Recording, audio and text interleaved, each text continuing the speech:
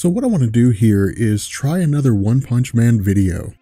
But rather than speculating a battle between Saitama and a comic book character, instead, we're going to reference a fan fiction manga where One Punch Man finds himself thrown into a conflict against none other than Vegeta.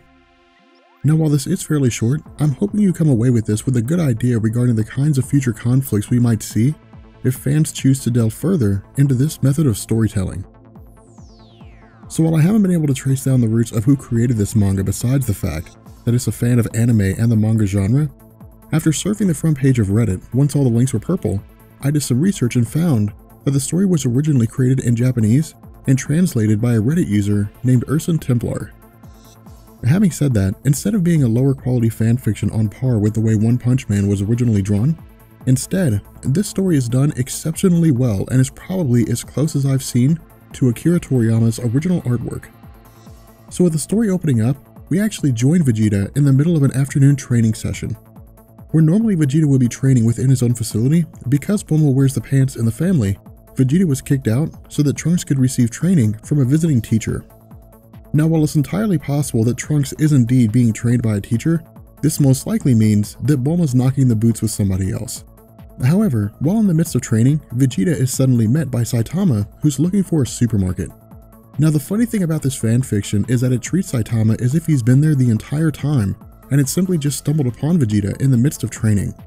In addition to this, keeping in line with his character as he's depicted in the Dragon Ball series, Vegeta is extremely arrogant in that he initially dismisses Saitama without much thought. Now we'll get into more discussion about the character of Vegeta later on, but because he had developed the ability to sense power levels rather than being stupid and relying on scouters like Frieza and his ilk, once Vegeta takes a moment to pay attention, he realizes that Saitama's power level is over 9,000! Actually, he just says that it's overwhelming, but it would be awesome if he did say that it was over 9,000.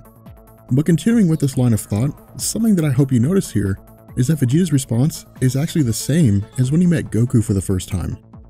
What I mean here is that for those of you who have never seen Dragon Ball Z, which is kind of a stretch because I don't know anybody who hasn't seen it yet, but for those of you who have not seen Dragon Ball Z, when Vegeta arrived on Earth for the first time, following the deaths of Piccolo, Tien, Chaozu, and Yamcha, Goku had arrived from his training with King Kai, and the speed at which he moved gave us our first experience with a surprised Vegeta face. While this bit of an appearance isn't the most important thing on the planet, the fact that Vegeta takes notice of Saitama's extreme and seemingly limitless power is a nice nod to both the beginnings of the Dragon Ball series, as well as fans of the One Punch Man anime and manga.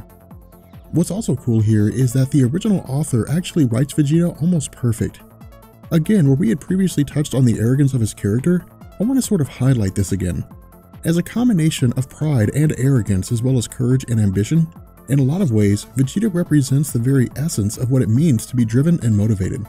On the other hand, the nature of Saitama on a personal level is also included here. Stepping back for a second, on the whole, Saitama is a character that suffers from an existential crisis, and that his extreme abilities have given way to the question that if no one can beat him, what's the purpose of his role in life? This stands in stark contrast to characters like Vegeta, whose sole purpose is to surpass Goku, and that the introduction of any challenger as a means to achieve this goal is someone worth fighting.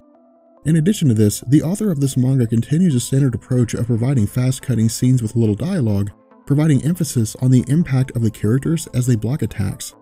But the dialogue that we do receive leans a little more to the Dragon Ball Z side of things than anything else. The reason why is that in the Dragon Ball Z universe, whenever fights take place in either the anime or the manga, particular focus is placed on providing us as the viewer with a perspective of the individuals involved.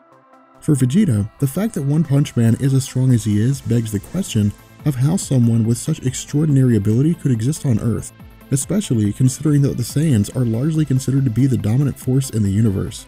But for Saitama, because the introduction of the story came without an explanation of how he got there, we could only assume that within the confines of this crossover, the two share a single universe, and that while Saitama himself has faced off against some incredibly powerful villains, the strength of Vegeta provides a challenge he hasn't faced before. However, something to note here is that up to this point, Saitama has not physically punched Vegeta and has simply been blocking his attacks, which goes to the idea that his ability to defeat beings in a single punch has not been explored. What we do get to see though is the fallout of Vegeta using his Galick Gun attack. Now I personally would have gone with the Final Flash since that is just an awesome name for an attack. But when Vegeta deploys a Gallic Gun, Saitama temporarily shifts his focus from being casual to being serious, an attribute very similar to Goku. What I mean here is that in the Dragon Ball series, Goku is well known as a character that can switch from being silly to serious at the drop of a hat, and where this seems to be an element present in a lot of different animes and manga, it seems to have become a hallmark of Goku's character. And so where I wouldn't say that the author is trying to draw a parallel between the two, I will say that at the very least, it's interesting to see. And so with Saitama deflecting the Gallic Gun, what the author is telling us is that in truth, Vegeta is woefully outmatched. This comes in both the statement of Saitama that he found the attack to be impressive, and Vegeta's reaction after throwing his all into the Gallic Gun only to find out that not only did Saitama survive, but he has sustained no damage whatsoever.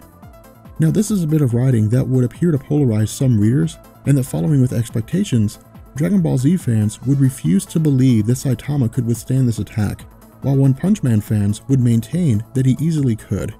But to be honest, I wouldn't take this depiction as gospel truth or an absolute indication of who's more powerful. I'd simply take it as the author's interpretation. But what this basically means is that Saitama's more powerful.